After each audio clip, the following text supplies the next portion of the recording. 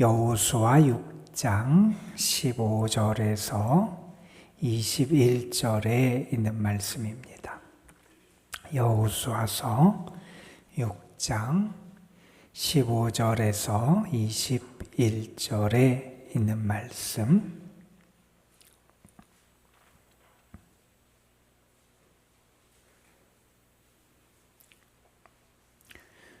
오늘 우리에게 주시는 하나님의 말씀, 여호수아서 6장 15절에서 21절 말씀, 우리 함께 한 목소리로 받들어 읽습니다. 일곱째 날 새벽에 그들이 일찍 일어나서 전과 같은 방식으로 그 성을 7번 도니 그 성은 7번 돌기는 그날 뿐이었더라. 7번째 제사장들이 나팔을 불 때에 여호수아가 백성에게 이르되 외치라. 여호와께서 너희에게 이 성을 주셨느니라. 이 성과 그 가운데 있는 모든 것은 여호와께 온전히 바치되 기생 라합과 그 집에 동거하는 자는 모두 살려주라. 이는 우리가 보낸 사자들을 그가 숨겨주었음이니라. 너희는 온전히 바치고 그 바친 것 중에서 어떤 것이든지 취하여 너희가 이스라엘 진영으로 바치는 것이 되게 하여 고통을 당하게 되지 아니하도록 오직 너희는 그 바친 물건에 손대지 말라. 은금과 동철 기구들은 다 여호와께 구별될 것이니 그것을 여호와의 곳간에 드릴지니라 하니라. 이에 백성은 외치고 제사장들은 나팔을 불매 백성이 나팔 소리를 들을 때에 크게 소리질러 외치니 성벽이 무너져 내린지라. 백성이 각기 앞으로 나아가 그 성을 들어가서 그 성을 점령하고 그 성 안에 있는 모든 것을 온전히 바치되 남녀노소와 소와 양과 나귀를 칼날로 멸하니라. 아멘. 미국에서 있었던 일이라 그래요. 아빠가 어린 딸과 이렇게 이야기를 하는데 어린 딸이 자기가 좋아하는 그러한 구슬 상자를 아빠에게 보여주며 자랑을 해요. 아빠가 그 모습을 보면서 참 예쁘다. 이 상자가 참 예쁘다. 이렇게 아이에게 칭찬을 해준 다음에 아이가 이해할 수 없는 뚱딴지 같은 요구를 아이에게 합니다. 그 상자를 저 벽난로 벽 속에 불 속에 집어 던져라. 이런 이야기를 하는 거예요. 나를 믿으면 한번 해봐라. 이렇게 아빠가 딸에게 요구를 합니다. 딸이 고민하다가 아빠의 말을 따르기로 하고 자기가 좋아하던 그 아름다운 구슬 상자를 그 벽난로 불 속에 던져버립니다. 며칠 후에 아버지가 정말 딸이 그동안 갖고 싶다고 생각했던 더 아름다운 구슬 상자를 그 딸에게 선물을 했다 그래요. 그러면서 아빠가 그 어린 딸에게 이런 이야기를 했다 그럽니다. 네가 앞으로 인생을 살아가면서 하늘에 계신 아버지를 신뢰하기를 바라서 내가 이렇게 했다. 이렇게 하면서 인생에서 하나님이 내가 이해하지 못하는 것을 너에게 말씀하실 때가 있을 거다. 내가 받아들이기 어려운 것, 때로는 포기하기 어려운 것, 그런 명령을 너에게 하실 때가 있을 텐데 하나님을 믿으면, 그래서 내가 순종하면 결국 그것이 내 인생의 가장 복된 길, 최선의 길임을 알게 될 거다.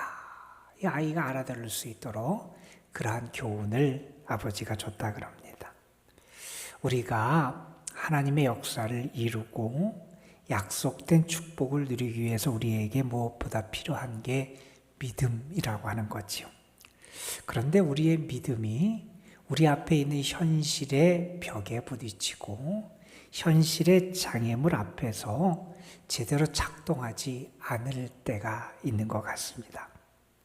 그래서 우리는 종종 하나님이 인도하시는 길, 때로는 하나님이 예비하신 축복을 누리지 못하는 경우들이 우리에게 있다는 겁니다.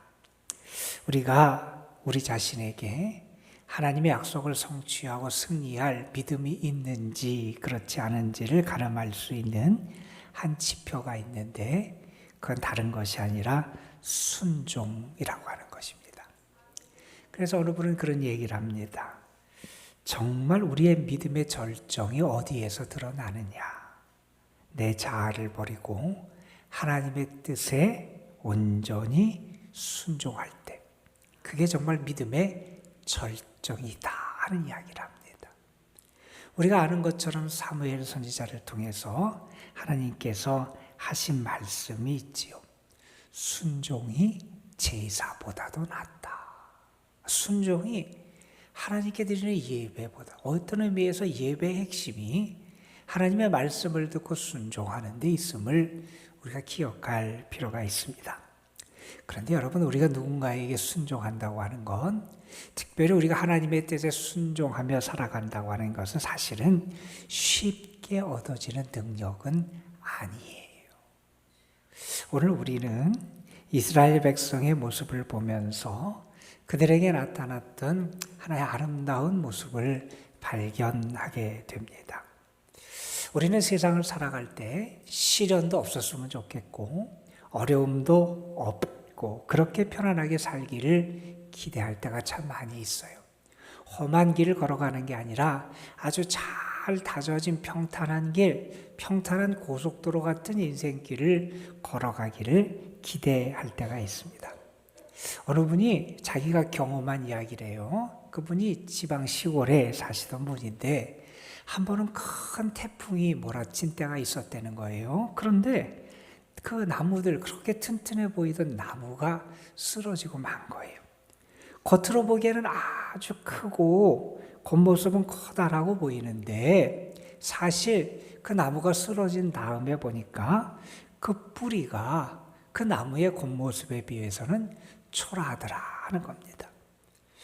우리 같으면 그 나무의 종류가 그런 나무려니 이렇게 생각을 했는데 사실 나무의 종류가 그런 게 아니라 그의 환경 때문에 그랬다는 겁니다. 사실 그 나무는 어디에 심겨졌느냐? 개천가에 심겨진 나무라는 거예요. 그런데 개천가에 심겨졌으니 늘 물이, 수분이 충분하더라는 거예요. 그래서 굳이 뿌리를 더 깊이 내릴 필요가 없었다는 거예요. 그러다 보니까 위로만 크게, 위로만 더 아주 큰 나무처럼 자랐는데, 그래서 그 개천가, 시냇가에 심겨서 늘 풍부한 물도 있고 양분도 풍성하게 공급되고 더 건강해 보이고 더 형통해 보였는데, 큰 바람이 몰아쳤을 때 그 나무가 얼마나 그동안 불안한 존재였는지가 드러나게 되더라 하는 경험을 했다는 겁니다. 자라기에 좋은 환경이었어요. 충분한 수분이 있어서 좋은 줄 알았어요. 그런데 오히려 그게 그 나무에게 좋은 게 아니라 독으로 작용하기도 하더라. 그 경험을 하면서 그분이 이런 얘기를 합니다. 좋아 보이는 게 다 좋은 것은 아닌 것 같습니다. 이런 이야기를 하더라는 거예요. 여러분, 이스라엘 백성이 광야 40년의 광야 생활을 한 거, 여러분 광야에서 40년을 생활하는 게 얼마나 어렵고 힘들었겠어요. 얼마나 큰 시련과 어려움이 많았겠어요. 우리의 삶에도 그러한 시간들이 있어요. 우리가 그러한 시간들을 어떻게 의미를 부여하고 그 시간들을 통해서 우리가 어떠한 사람으로 빚어지느냐라고 하는 게 참 중요한데, 이스라엘 백성에게 있어서 그 40년의 광야 생활은 하나님의 훈련소의 생활과 같은 거였고 그들이 하나님의 백성으로 빚어지는 시간이기도 했습니다. 여러분, 우리의 인생에서 뭔가를 잘 준비돼야 되는 시간이 있어요. 잘 준비되지 않으면 이후에 큰 바람이 몰아치게 될 때, 정말 진짜 전투가 벌어지게 될 때 제대로 싸우지 못하고 제대로 능력을 발휘하지 못하는 경우가 있어요. 이스라엘 백성이 광야 40년을 보낸 다음에 벌어지는 사건을 오늘 우리는 만나게 됩니다. 광야 40년의 훈련 이후에 이제 하나님께서 허락하셔서 이스라엘 백성이 약속의 땅, 가나안 땅을 차지하게 되는 일이 그들 앞에 놓여지게 됩니다. 그들이 요단강도 건넜어요. 그 범람하는 요단강도 건넜고요. 이제 약속의 땅에 들어가게 됩니다. 그 약속의 땅에 들어가서 본격적인 그 땅을 차지하는 정복 전쟁을 시작하게 되는 첫 번째 장애물로 만난 것이 우리가 잘 아는 여리고성이라고 하는 아주 크고 아주 견고한 그러한 성이었습니다. 이중의 성벽으로 되어 있고 또 그 성벽도 기울기가 35도 정도로 이렇게 돼서 사람이 기어오르기도 어렵고 어쨌든지 그렇게 아주 강하고 견고한 큰 성이 그들 앞에 놓여 있었습니다. 여러분, 그들이 만났던 현실적인 큰 어려움, 시련, 벽이라고 말할 수 있을 거예요. 우리가 신앙생활 할 때도 그래요. 우리가 교회 안에 나와서 예배도 드리고 하나님 앞에 기도도 하고 때로는 성경 말씀도 읽고 배우면서 신앙으로 사는 법을 배워요. 그리고 우리는 또 결단을 해요.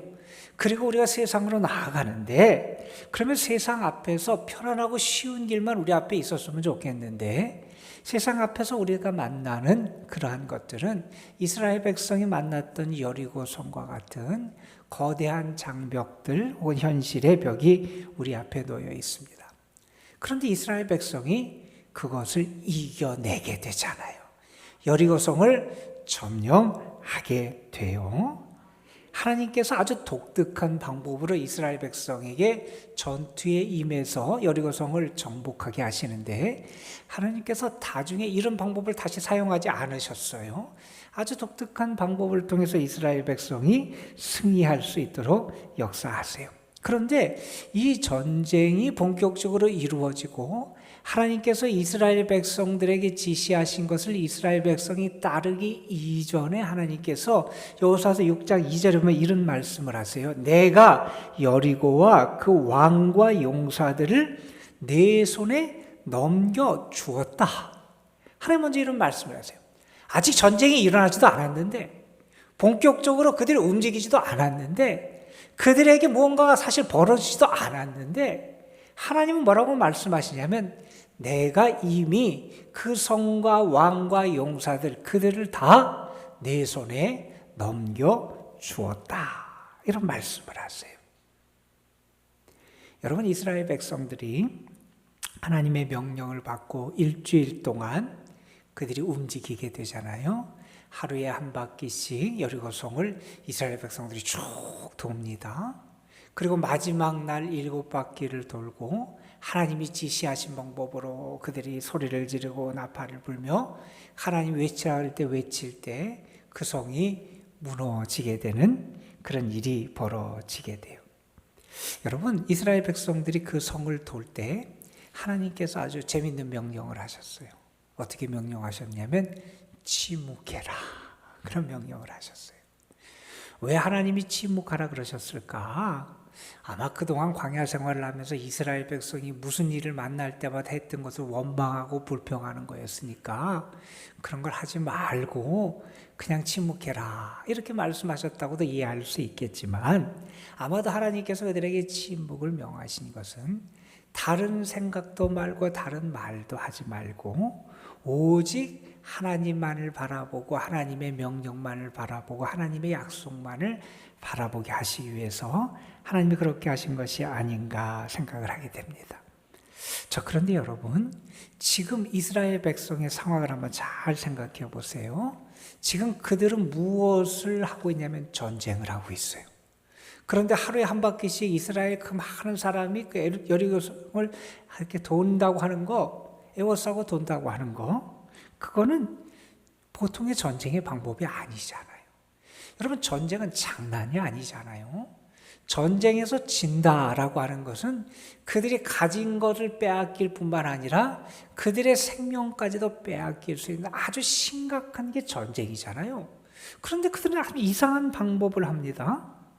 여러분, 전쟁에서 한 번 지면 죽는 건데 참 이상하게 그런 행동을 합니다.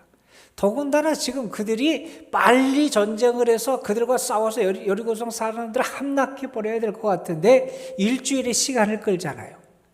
만약에 이스라엘 백성이 계속 지체하게 될 때, 그리고 여리고 사람들이 다른 가나안 사람들을 불러서 이스라엘 백성과 마주 싸웠다면 아마 그들은 그 연합군의 공격을 맞서 싸우느라고 더 큰 어려움, 심지어 낭패를 봤을지도 모르는 상황이에요. 자, 그런데 이때 지금 이스라엘 백성들이 이 하나님의 말씀과 방법에 어떻게 반응하는지를 우리가 좀 보자는 거예요. 그들은요, 어떤 반대 의견도 제시하지 않습니다. 정말 그렇게 해야 돼요? 진짜예요? 하나님 그 방법이 맞아요? 아니 이게 장난도 아닌데 그렇게 해서 우리가 저 성을, 저 강한 성을, 저 강한 사람들을 우리가 싸워서 이기고 정복하고 점령할 수 있어요? 그들은 하나님께 반대 의견, 토를 달지 않습니다. 그들은 순종합니다. 여러분, 그들이 어떻게 순종할 수 있었을까? 그들은요, 여리고성의 전투가 어떤 것임을 알았기 때문에 순종할 수 있었습니다. 6장 2절에서 하나님이 그러셨어요.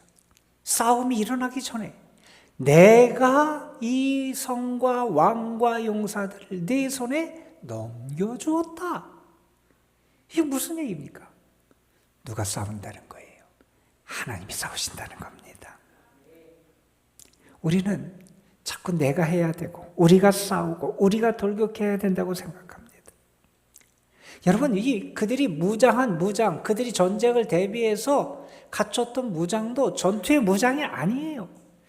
우리가 전투를 하려면 앞에 큰 대포를 놓든지 아니면 어떤 무기의 큰 병사들을 앞에 세우든지 어떤 그들의 창과 칼과 활로 무장을 하든지 뭐 그래야 될 것 같은데 앞에 제사장들이 있습니다. 양각 나팔을 준비합니다. 하나님의 언약궤를 앞세웁니다. 이게 전쟁의 무기입니까? 그런데 그들은 하나님을 앞세우고 하나님의 뜻을 앞세우고 하나님의 길을 따라 살아가는 것, 하나님이 싸우시고 하나님이 역사하신다는 그 사실을 그들은 믿을 수 있었다는 겁니다. 여러분, 그들이 광야 40년의 생활을 했어요. 여러분, 이전에 그들이 왜 광야의 40년의 세월을 보내야 되는지 우리는 알아요. 그들이 약속의 땅을 앞에 놓고 가데스 바네아에서 정탐꾼을 보냈는데 그때는 그 이스라엘 백성들이 하나님의 말씀을 신뢰하지 못했어요. 하나님이 올라가 싸우라 그러는데 하나님의 명령에 순종하지 못해요. 두려움 속에서 하나님께 순종하지 못할 때 그들은 40년의 광야 생활, 그 훈련의 시간을 보내야 했습니다. 그런데 그 40년의 세월을 보낸 다음에 지금 그들은 반대하지 않습니다. 하나님께 절대 순종합니다. 왜요? 그들이 광야 생활을 동안 하나님의 은혜의 체험이 그들에게 있었기 때문에 그렇다는 겁니다. 여러분, 그들이 광야 40년 동안 경험했던 거 우리가 알지 않습니까? 하나님이 만나와 메추라기로 그들을 먹이시고 구름기둥과 불기둥으로 그들을 인도하시고 그들의 의복과 신이 헤어지지 않게 하시고 때로는 대적들이 왔을 때 하나님이 그들을 물리쳐 주시고. 여러분, 광야 40년의 세월 동안 이스라엘 백성이 뭘 배웠습니까? 하나님의 은혜를 체험했습니다. 그들이 배운 것은 하나님의 은혜를 믿고 살아가는 법을 그들이 배웠다 하는 겁니다. 여러분, 우리에게 때로는 막막한 시간이 있어요. 답답하고 괴로운 시간이 우리에게 찾아올지 모릅니다. 그런데 그 시간이 우리가 훈련을 받는 시간이고요. 우리가 하나님의 은혜를 체험하는 시간이고요. 하나님의 은혜를 신뢰하는 법을 배우는 시간이라는 겁니다. 여러분, 이스라엘 백성들이 이렇게 하나님께 절대 순종할 수 있었던 이유는 그들이 이 전쟁이 자신들의 전쟁이 아니라 하나님의 전쟁임을 알았고, 그들이 이전의 광야 생활을 통해서 하나님의 은혜를 체험했고 깨달았고, 그 하나님을 알았기 때문에, 그 하나님이 얼마나 신실하신 하나님이고 그 하나님의 성품이 어떠한지를 알았기 때문에 그들은 순종할 수 있었습니다. 여러분, 한번 생각해 보세요. 여러분이 높은 곳에 있다고 생각해 보세요. 하나님이 뛰어내려라. 그럴 때 뛰어내릴 수 있을까? 그런데 아이들이 저 위에 있고 아빠가 이렇게 아이들을 받아준 경험이 있으면 아이들은 아빠를 믿고 뛰더라고요. 무디가 그의 제자였던 토레이 목사님과 함께 시카고의 높은 빌딩 위에 올라갔던 그러한 경험을 기록한 이야기가 있어요. 그 높은 곳에서 아래를 내려오다 보면서 무디가 그런 얘기를 했대요. 나는 하나님이 여기서 뛰라 그래도 뛸 수 있다. 그게 그가 무모해서가 아닐 거예요. 하나님의 신실하심에 대한 경험이 있기에 그런 하나님이 무엇을 말씀하셔도 뛰어내릴 수 있다라는 겁니다. 여러분, 이스라엘이 지금 가나안 땅, 그 정복 전쟁의 첫 번째 큰 관문, 위기 앞에 서 있습니다. 여리고성이라고 하는, 사실 그들 자신의 능력과 그들의 무기와 그들의 어떤 전략으로 정복할 수 없는 아주 견고한 요새를 만나게 됩니다. 그런데 그 요새 앞에서 하나님께서는 그들이 이해할 수 없는 방법으로 싸움을 준비하고 전쟁에 나가라고 명하십니다. 그런데 이스라엘은 순종합니다. 어떻게 해요? 그들이 하나님의 사람으로 빚어졌고요. 하나님의 은혜를 체험했고요. 그 하나님을 신뢰할 수 있는 믿음을 가졌기 때문에 하나님에게 순종할 수 있습니다. 여러분, 우리의 삶은 어떻게 보면 세상 사람들이 보기에 낭비같이 보이는 삶처럼 보일 수도 있습니다. 예배를 드리러 모이고 기도하라고 시간을 내고 또 하나님의 말씀을 읽고 묵상하며 시간을 내고 우리가 이 신앙의 삶을 살아가는 건 어찌 보면 세상 사람들이 볼 때 낭비의 시간일 수 있습니다. 여러분, 이스라엘 백성의 광야 40년의 시간, 어찌 보면 그들에게 낭비의 시간처럼 보일 수 있습니다. 그런데 여러분, 그 시간은 그들에게도 특별한 시간이었고 하나님의 군사, 하나님의 사람으로 빚어지는 시간이었어요. 하나님을 의지하는 법을 배웠고요.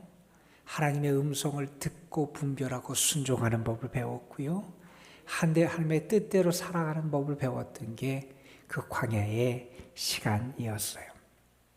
여러분, 이 세상에 나아갈 때 광야를 통과한 사람들과 광야를 통과한 적이 없는 사람들은 분명한 차이가 납니다. 광야를 통과하지 못한 사람들에게는 나타날 수 없는 특별한 능력을 그들이 갖게 됩니다. 그 능력은 뭐냐? 하나님의 명령을 따라 순종할 수 있는 능력이었습니다. 저는 이번 세일의 기도 동안 여러분이 영적으로 잘 훈련받았으면 좋겠습니다. 여러분이 하나님의 사람으로 좀 빚어질 수 있었습니다. 그래서 여러분 앞에 있는 그것이 세상적인 것이 됐든 영적인 것이 됐든 신앙적인 것이 됐든 다른 어떤 문제가 됐든 여러분 앞에 있는 여리고라고 하는 큰 성, 그 장애 앞에서, 장애물 앞에서 하나님께서 어떤 말씀을 하시든지 내가 그 말씀에 순종할 수 있는 그런 믿음의 사람으로 여러분이 훈련되고 여러분의 속사람이 그러한 능력으로 강건하게 되어서 잘 훈련된 사람에게 나타나는 하나님에게 순종할 수 있는 그런 은혜의 역사가 가득하게 되시기를 주님의 이름으로 축원합니다. 기도하시겠습니다. 아버지 하나님, 오늘도 우리가 주님 앞에 나왔습니다. 하나님의 사람으로 빚어지기를 원하고 하나님이 주시는 능력으로 우리가 새로워지기를 원하고 하나님이 기뻐하시는 그러한 믿음의 모습을 갖게 되기를 소망하면서 우리가 하나님 앞에 나왔습니다. 우리가 주의 사람으로 잘 훈련되고 빚어지는 이 특별한 시간을 통해서 우리가 이 세상에 나아가서 아니 우리 앞에 있는 어떠한 문제 앞에서라도 하나님이 무엇을 말씀하시든지 우리가 불평하거나 원망하거나 하나님 앞에 불순종하는 자가 아니라 하나님의 뜻에 순종하는 자가 될 수 있도록 우리를 인도해 주시기를 간절히 바라옵고 원합니다. 아버지 하나님, 이 광야의 시간을 거쳐보지 않은 사람에게는 나타날 수 없는 정말 참된 믿음의 능력, 하나님의 말씀에 순종할 수 있는, 내가 이해할 수 없고 때로는 받아들이기 너무 어렵지만 하나님의 말씀이기에 나를 위한 최선의 길이고 나를 살리고 하나님의 역사를 이루시기를 위한 하나님의 뜻임을 믿기에 우리가 순종할 수 있는 저희들이 될 수 있도록 인도하여 주옵소서. 아버지 하나님, 오늘도 저희가 주님 앞에 나와서 기도합니다. 하나님, 우리에게 믿음 주셔서 정말 하나님께서 기뻐하시는 자로 우리가 다시 한번 하나님의 은혜로 새로워질 수 있도록 인도하여 주시옵소서. 그래서 우리를 통해서 하나님의 함께 하심의 증거가 나타나고 여러의 선하심과 신실하심과 은혜가 더 풍성하게 증거될 수 있도록 인도하여 주옵소서. 오늘도 하나님 앞에 드려지는 감사의 예물이 있습니다. 하나님 무명으로 간절한 기도의 제목과 함께 하나님 앞에 드려지는 귀한 예물을 받으시고 그 기도에 응답하시고 하나님 영광 받아 주옵소서. 입주를 앞두고 기도하며 여러 가지로 마음이 불안할 우리 사랑하는 이들을 하나님 앞에 올려드립니다. 김소율, 문준혁, 박하민, 이정준, 이환, 주민하, 표준이, 형유린, 황민준, 황수연, 하나님 사랑하는 아들, 딸들을 하나님 만나 주시고 붙잡아 주시고 저들을 위로하여 주시고 저들이 두려워하지 않을 수 있도록 믿음도 주시고 하나님을 바라볼 수 있도록 하나님 저들의 눈을 열어 주옵소서. 하나님께서 저들의 삶에도 하나님 함께 하시는 축복의 열매들이 맺혀지게 하시고 하나님, 그래서 저들이 하나님께 감사하며 하나님을 찬양할 수 있는 귀한 축복도 누릴 수 있도록 인도하여 주옵소서. 오늘도 주님 앞에 나와서 기도합니다. 하나님, 길지 않은 이 기도 시간이지만 이 기도의 시간이 하나님을 만나는 시간이 되게 하여 주시고 우리의 영이 새로워지는 시간이 되게 하여 주시고 하나님의 선하심과 신실하심과 능력을 믿고 체험하는 시간이 되게 하여 주시옵시고 하나님이 우리를 사랑하심을 경험하는 귀한 시간이 되게 하여 주시옵소서. 하늘의 문이 열려질 줄 믿습니다. 주님 역사하여 주옵소서. 우리 구주 예수 그리스도의 이름으로 기도드리옵나이다. 아멘.